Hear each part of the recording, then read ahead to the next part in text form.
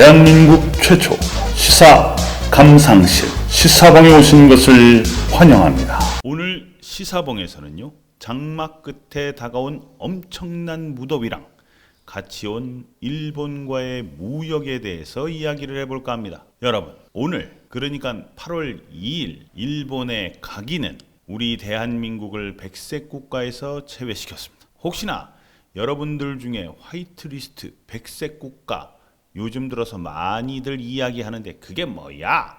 라고 하는 분이 계실지를 모르니 잠깐 소개를 하고 가겠습니다. 먼저 화이트리스트라는 건 일본 정부가 외국과의 교역 시 무기 개발 등에 사용될 수 있는 물자나 기술, 소프트웨어 등을 통칭하는 전략 물자를 수출할 때 관련 절차를 간소하게 처리하도록 지정한 물품 목록을 화이트리스트라고 합니다.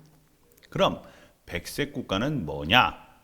백색 국가는 이렇게 화이트리스트의 수출과 관련해 허가 신청이 면제되는 국가를 가리키는 말입니다. 보통 일본이 지정한 백색 국가들은 일본 정부가 안보상 문제가 없다고 판단한 안보 우방 국가로서 일본의 제품 수출 시 허가 절차 등에서 우대를 해주는 국가를 말하게 되는 건데요. 백색 국가에는 현재 오스트리아, 벨기에, 불가리아, 체코, 덴마크, 핀란드, 프랑스, 독일, 그리스, 헝가리, 아일랜드, 이탈리아, 룩셈부르크, 네덜란드, 노르웨이, 폴란드, 포르투갈, 스페인, 스웨덴, 스위스, 영국, 호주, 뉴질랜드, 아르헨티나, 미국, 캐나다, 그리고 한국이 있습니다. 총 27국가가 포함되어 있는데요.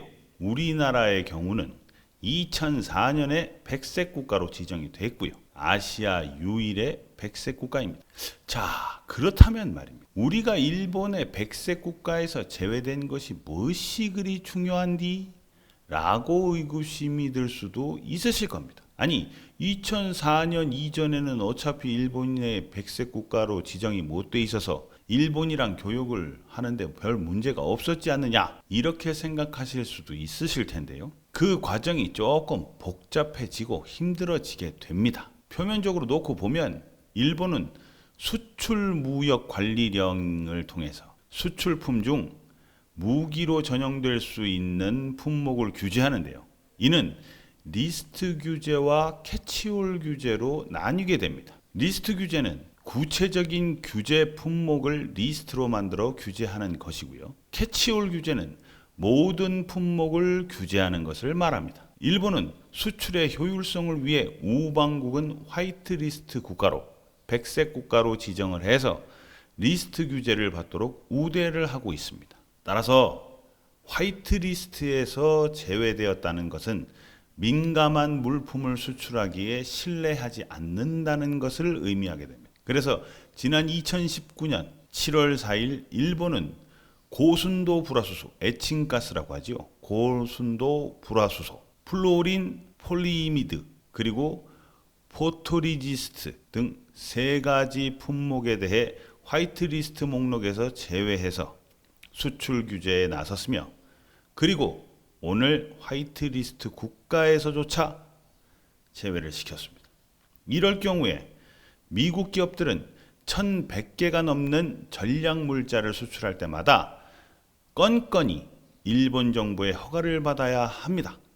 품목마다 차이는 있겠습니다만 개별 허가를 받는데 일반적으로 90일이 걸리는 것으로 알려졌죠.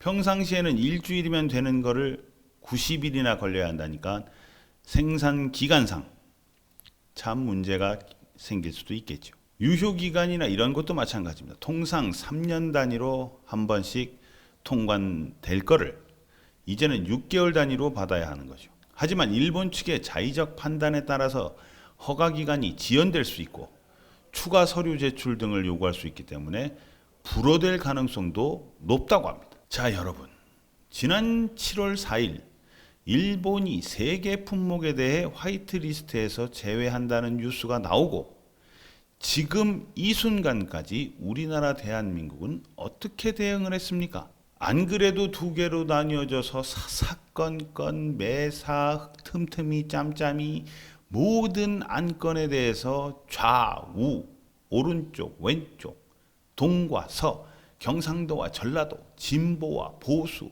빨갱이와 파랭이, 롯데와 혜태, 롯데 혜태는 아니죠. 이렇게 나뉘어져서 그냥 일본 불매 운동 하자, 반일하자 그 길까지 주장하기도 하고, 왜 그래 하면서 대화와 협상을 하자고 하고 또 나뉘어졌습니다. 여러분, 사실 일본도 말입니다.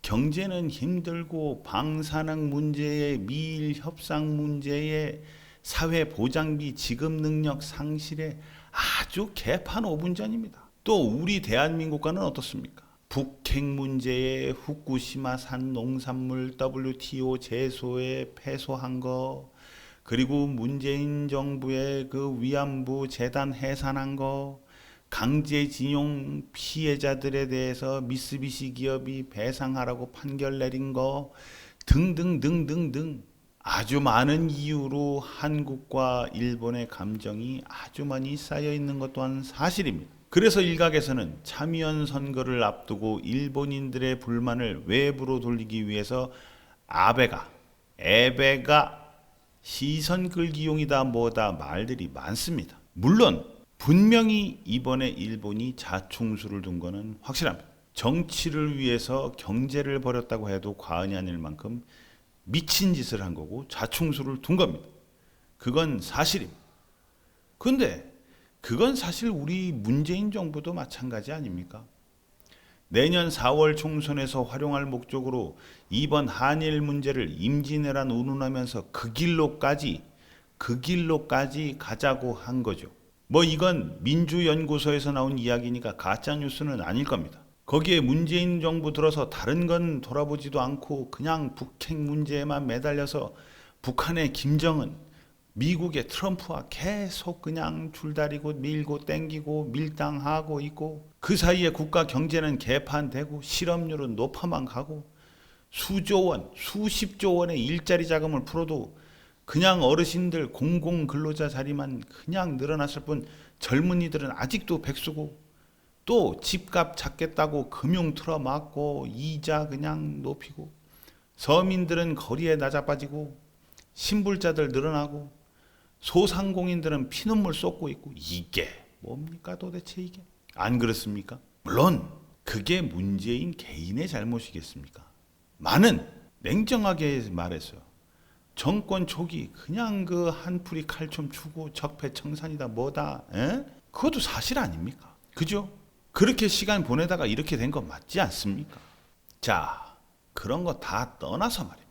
우리 이제 현실적으로 한번 잘 생각해 봅시다. 문재인 정부 처음 사법부 판결이 나왔을 때 침묵했었죠? 일본이 정치적으로 해결하자고 했을 때 왜 방관했습니까? 왜 침묵했습니까? 그것은 우리가 짚고 넘어가야 합니다. 자, 우리 국민들이 그 길을 하고 반일을 하고 하는 것은 우리 민족의 정서상, 과거 역사 문제상 충분히 할 수 있는 것들입니다. 국민들은, 하지만 정권을 잡고 있는 정권은, 또 나라 일을 보고 있는 정부는, 대통령은 그러면 안 되죠. 그렇지 않습니까? 우리가 싫든 좋든 이유를 불문하고 오늘 이 시점에서 일본은 경제 대국입니다. 우리가 아니라고 얘기해봤자 사실이 그렇습니다. 우리는 쪽발이 하면서 일본을 무시하고 있지만 전 세계에서 일본을 무시하는 나라는 오직 한국뿐이라는 이런 웃지 못할 이야기도 있습니다. 일본 경제가 어렵다 하지만 일본이 국가 부도를 맞을 만큼 경제적으로 약한 나라가 아니지 않습니까? 인정할 건 인정합시다. 일본이 우리나라 사법부 판결에 시비를 걸어온 것 자체는 일단 일본이 엄청 비열한 겁니다. 하지만 정부는 일본과 미래지향적 태도에 임했어야 되는 거 아닙니까? 뭐 정부가 사법부의 어떤 판결에 관여를 해라라는 것이 아니라 일본이 대화로 풀자고 했으면 뭐 적극적이 됐던 어떤 방식이 됐던 협의를 하고 또 협의를 하고 이렇게 해서 문제를 잘 풀었어야 되는 거 아니냐는 얘기입니다. 일본과 경제적으로 부딪힌다면 장기적으로는 일본도 손해일 겁니다. 하지만 우리는 더 큽니다. 그 파장 효과가. 큰 타격을 입게 됩니다. 그건 부정할 수 없는 사실 아닙니까? 이건 진보, 보수 떠나서 사실 아닙니까? 그렇기 때문에 신중했어야 되고 정부로서 이런 사태가 발생하지 않도록 미연에 방지를 했어야 하는 거 아니냐는 얘기죠. 정부는 그 전부터 일본의 보복 조치가 있을 거라는 예상을 했다고 합니다. 그럼 그럴수록 더 일본하고 대화를 했었어야죠. 뭔가 방안을 찾았었어야죠. 뭔가 대책을 세웠었어야죠. 안 그렇습니까, 여러분? 좋습니다. 그래서 그 골든타임도 놓쳤다고 칩시다. 그래서 상황까지 여기까지 왔다고 칩시다. 자, 그럼 정부는, 문재인 정부는 어떻게 해야 할까요? 진짜 지금 문재인 정부가 대응하는 것처럼, 조국이가 이야기하는 것처럼, 김상조가 5년 내에 부품 국산을 할 수 있다는 것처럼, 자, 할 수 있으니까 싸우자? 우린 자존심이 있는 민족이니까 고개를 숙일 순 없다? 지금 정부의 대응 자체가 잘 됐다고 생각하십니까, 여러분? 여러분은 어떻게 생각하십니까? 좋습니다. 자, 싸우고 불매운동하고 여행 안 가고 이런 것들은 자, 국민인 우리가 하겠습니다. 국민들이 지금 할 만큼 하고 있습니다, 또. 그럼 정부는 어떻게 해야 될까요? 여기 동참해서 같이 불매운동하고 같이 여행 안 가고 이래야 되는 겁니까? 그냥 맨날 심의 유감입니다. 그냥 그렇게만 하실 겁니까? 지금 이 순간에도 문재인과 여당 그리고 정부는 방향을 못 잡고 대응책도 없고 그저 물러난 조국 같은 그런 사람들만 공식 채널이 아닌 SNS 상에서 주댕이만 그냥 나불나불대고 있는 게 현실입니다. 그게 우리나라 대한민국 정부, 여당, 정권의 현실입니다. 안 그렇습니까? 아니 공식적인 관계가 아니더라도 공식적인 채널이 아니더라도 비공식 채널이라도 그렇게 친하지 않습니까? 트럼프하고. 그럼 트럼프한테 가서 따지든가 야, 네 똘만이니까 야, 따끔하게 한번 임석이 홍구경 한번 내라 그냥 라고 얘기를 하든가. 아니 백두산까지 가서 그냥 같이 그거 했던 김정은한테도 야, 힘은 미사일 쏠려면 거기다 쏘지 말고 저 일본 이게 해가지고 이렇게 뭐 좀 이렇게 얘기를 좀 해서 문제 해결을 위해서 좀 지원을 받든가.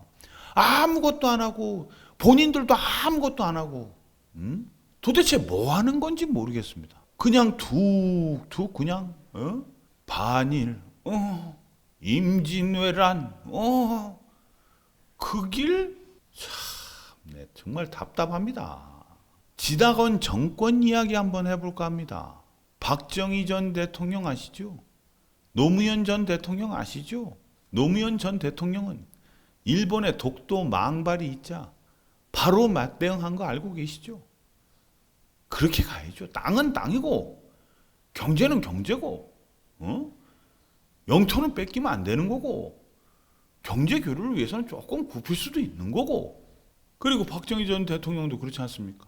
제가 그 시절에는 아주 어릴 때라 자세히는 모르겠습니다만은 미국이 이렇고 저렇고 얘기하니까 그래 그럼 우리도 핵 만들게. 그가 그렇게 알아? 여러분도 잘 아시죠? 그 이야기. 도대체 뭘 하자는 건지 도대체가 알 수가 없습니다. 문제는 계속 빵빵빵빵 터지는데 문재인 대통령은 회사로 치면 사장입니다. 더럽고 안이 꼽고 그래도 회사를 위해서 직원들을 위해서 간 쓸게 다 빼놓을 땐 빼놔야 되는 거고 또 굽힐 땐 또 굽히고 그래서 다방면으로 루트도 만들어가지고 돈도 벌어와야 되고 사기칠 땐 사기도 쳐야 되는 거고 윽박 지를 땐 윽박 질러야 되는 거고 그렇지 않습니까? 그리고 공식적으로는 강한 모습을 보여주더라도 비선으로 가서는 B루트로 가서는 살살거리기도 하고 그런 사장입니다. 문재인 대통령은 노조위원장이 아닙니다. 조합원들을 위해서 조합원들의 임금 인상을 위해서 복지 향상을 위해서 강경하게 투쟁하는 그런 노조위원장이 아닙니다. 예전에 문재인 대통령이 노조위원장이었을지는 모르지만 지금 당신은 사장입니다. 사장이 노조위원장처럼 한다고 해서 칭찬받는 거 아닙니다. 오늘 이 순간 과거 노무현 대통령을 한번 생각해 보시면 어떨까요? 문재인 대통령님. 오늘 시사봉 여기서 마치겠습니다. 여러분 안녕히 계십시오.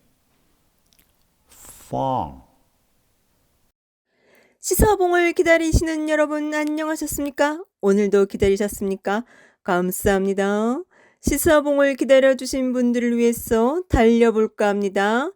자, 신발 벗고 달릴 준비하시고 힘차게 달려라 시사봉.